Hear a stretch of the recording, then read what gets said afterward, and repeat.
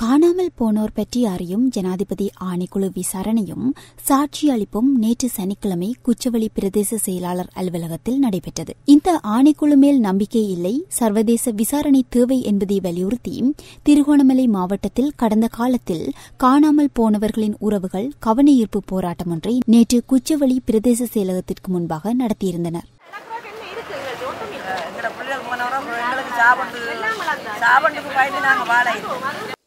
அந்த மகன் கொழும்புல வேலை செய்தவர் 2008 காலையில் குடிச்சிட்டு கோயிலுக்கு போனார். இன்று வரைக்கும் கலையின் திரும்பையில் விழுந்திரும்பையில் என்ன மகனை தேடி எவ்வளோ காசு செலவழிச்சது. நேவி பிடிச்சி சம்பத்தை முனைச்சிங்க கடைசாக தெரிய வந்து நேவி பிடிச்சிருந்து இது வரைக்கும் எந்த மகனை காட்டுறானும் இல்லை. கொழும்பு கோட்டையில் வழக்கு நடக்குது. எனக்கு எந்த மகன் இன்னும் 8 வருஷமாக எந்த மகனை காணவே இல்லை. செத்து போயிட்டு யாரையாவது ஆசிரியர் நல்லெண்ணக்கானங்களுக்கு கொடுத்து அதில் யாரும் எந்த மகனும் தெரியவர் இன்னும் இது வரைக்கும் எந்த மகன் வர இல்லை.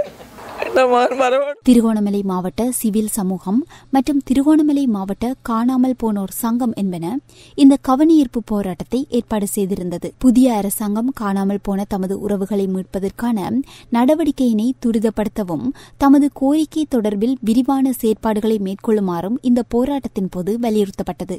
இதன்போது இதுவரை காணாமல் போனோர் தொடர்பாக 18,000 முறைப்பாடுகள் தெரிவிக்கப்பட்டிருக்கின்ற போதிலும் கடந்த 1.5 வருடங்களில் குறிப்பாக 2,000 முறைப்பாடுகள் மாத்திரமே பரிசீலனை செய்யப்பட்டிருப்பதாகவும் எஞ்சிய முறைப்பாடுகளை சரிபார்க்க குறைந்தது 10 வருடமாவது தேவைப்படும் எனவும் அதற்குள் உறவுகளின் நிலை என்ன என மக்கள் கேள்வி எழுப்பியிருந்தனர்.